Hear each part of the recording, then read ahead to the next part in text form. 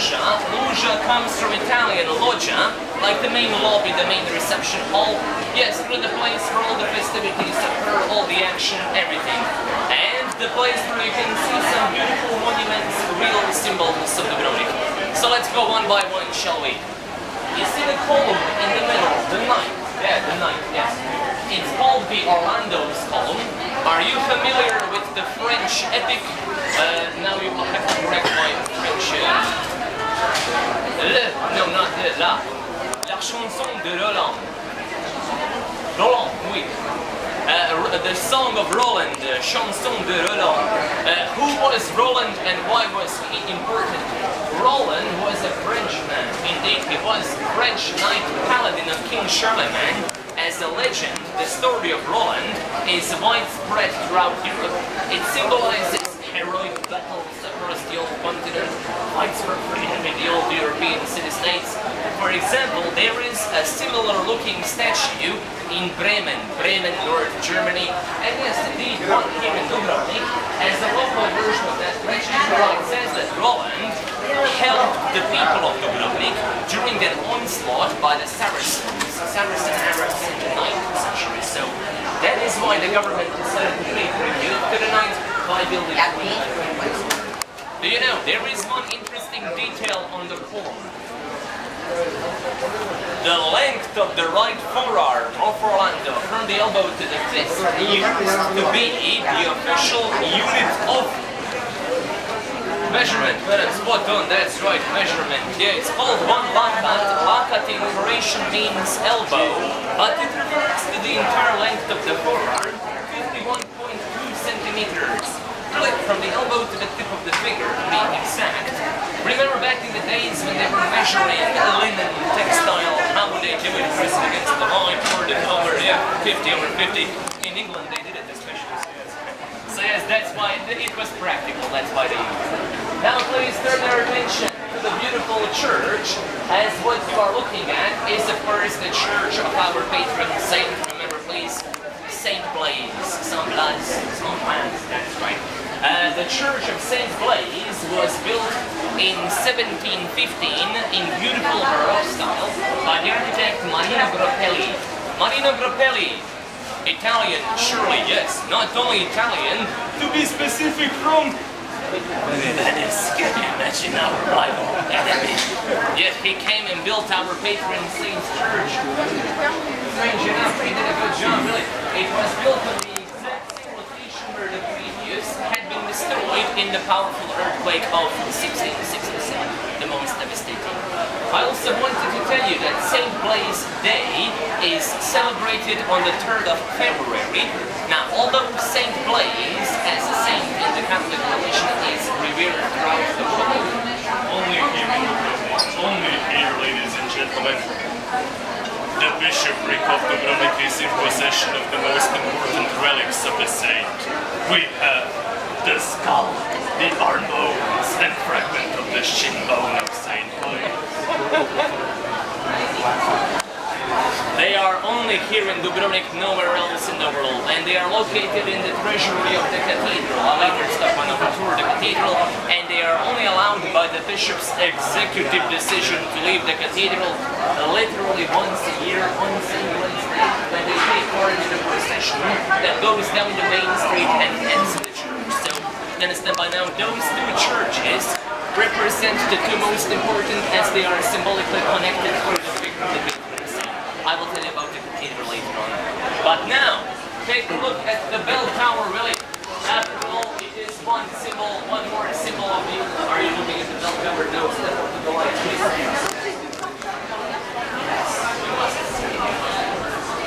The bell tower, of course, is one more symbol of the old town, originally built in 1444.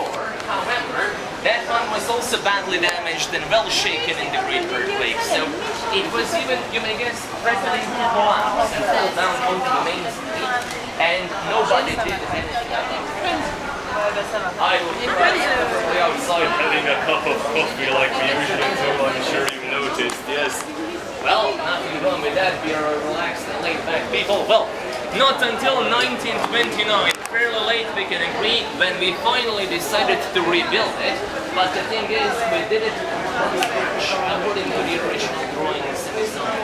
Which means, ladies and gentlemen, that the bell tower that you are looking at, the one from the 20th century, by the outline, by the height, looks almost identical to the original from the 15th. I say almost.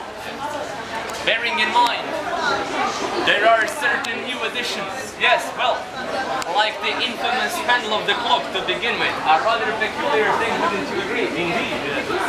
The left one for the hour, Roman numerals, and the right one for minutes, normal Arabic numerals. The thing is, the right one changes every 5 minutes, so you can never be sure whether it is 11 and 5, it isn't true, it is 11 and almost 10. According to my Casio F91W, the most punctual watch in the nation. Always press their watch, never the bell tower. I have an it did, yeah, okay. I have an Omega Seamaster, but I don't have it. Anyways, I wanted to tell you one more detail. Well, we are really awkward in position, so we cannot see them, but I will tell you.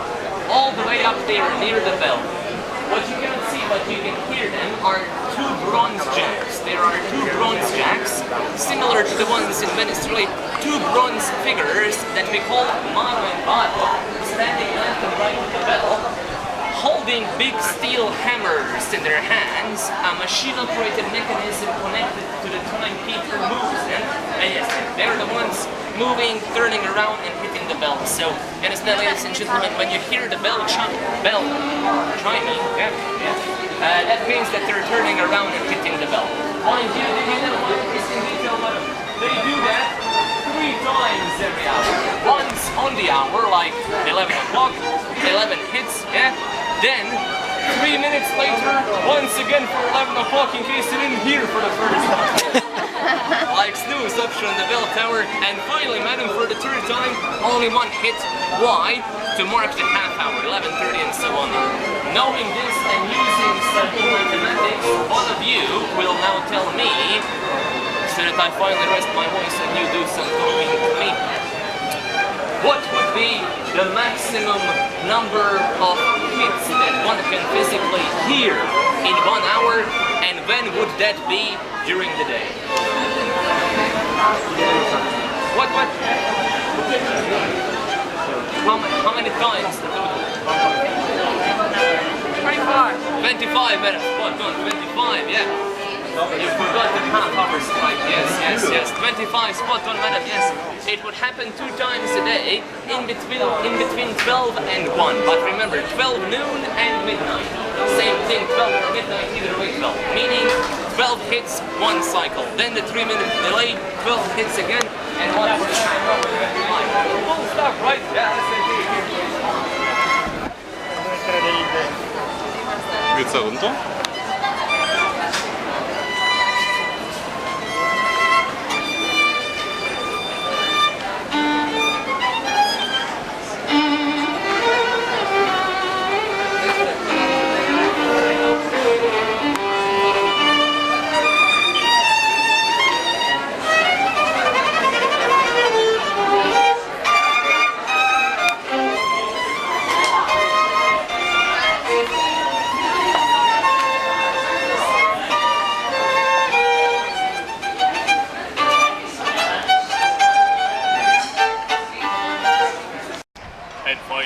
Discovery of the Americas. North and south, the new trade routes going to the west, meaning we were left isolated. Amidst all those things, ladies and gentlemen, the worst that did happen. That was, you may guess, the catastrophic earthquake of 1667. Let me now tell you, April the 6th, 1667, early morning hours, when it rumbled from the very depths of the earth. It destroyed 2/3 of the city, and records tell us that more than 3,000 people died and were buried underneath the ruins. It was after that really a matter of time until a small town like the old Ragusa would eventually be overtaken by a bigger occupying nation. Finally, to tell you, ladies and gentlemen, the end did not come throughout the 18th century. It did, however, at the beginning of the 19th. In 1806, a certain army approached from the west. I am willing to wipe the slate clean, to take away all the points you earned rightfully thus far, and I have been awarding them. And as a shocking twist of fate, whoever gets this right will be declared the winner of today's tour. A shocker at the very end of our tour. It can be either one of you, either one. Whoever gets this right will be declared the winner of today's tour. The question isn't difficult, really. The question is as follows. Are you ready? Be quick and ready. Whose army was that? In spot on, sir. I knew my French guests would know, so yes, they have to know it was the French army, so yes. Spot on, well deserved, yes. I didn't know, so yes. Napoleon. It was Napoleon's army. One part of the French army led by General Alexandre Lariston and Commander-in-Chief Field Marshal Auguste Martin. They came here. Now listen to this. They asked politely. In all professional fairness, I have to tell you, they asked politely the permission from the government to continue through our territory, promising that they would continue east along the coast, where they were supposed to engage the Russian troops on the territory of modern-day Montenegro. Yes, they promised, and we let them in, and we shouldn't have. Because when they came inside, they didn't do much. They parked their huge army inside. They laid a quiet siege, tricking us. We were outnumbered, outgunned. They were really using our city and resources to support their own campaign and their own army, doing that until 1808. And finally, ladies and gentlemen, in 1808, Auguste Martin, with Napoleon's approval, issued a decree ending and abolishing the Republic of Ragusa. You can only imagine how life irony ended in such a demeaning manner by a single signature on a piece of paper after having been a small, yet from what you've learned on our tour today, a prosperous, by God, independent city-state throughout hundreds of years.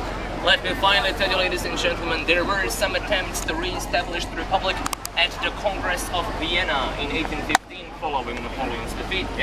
However, Austro-Hungarian Empire strongly opposed.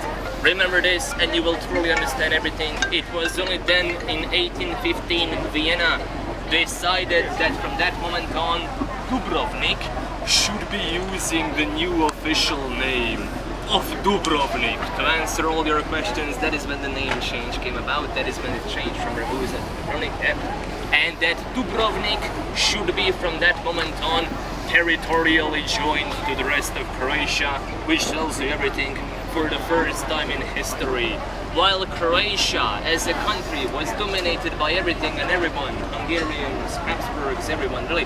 From what you've learned, we were a small independent city-state, never forget that, and only then a part of Croatia. Meaning we shared the exact same destiny as Croatia ever since, inside the great empire until 1918, end of the First World War. Then came the short-lived Kingdom of Yugoslavia, Kingdom of Serbs, Croats and Slovenes, renamed later to the Kingdom of Yugoslavia, followed by the infamous regime during the Second World War. Then Tito, remember ladies and gentlemen, when he unified South Slavic nations, Tito formed the Second Yugoslavia. You all know that one, that was the more famous Yugoslavia. Tito's Yugoslavia, Socialist Federative Republic of Yugoslavia. 6 republics were inside, and let us finally count them. Those were Slovenia, Croatia, Bosnia and Herzegovina, Serbia, Montenegro, Macedonia. Finally, the brutal war in the 90s, the fall of Yugoslavia. And finally, ladies and gentlemen, after all of that complicated yet rich history, arising from the ashes, Croatia as it is today. I think you will agree with me when I tell you that we had some history filled with everything.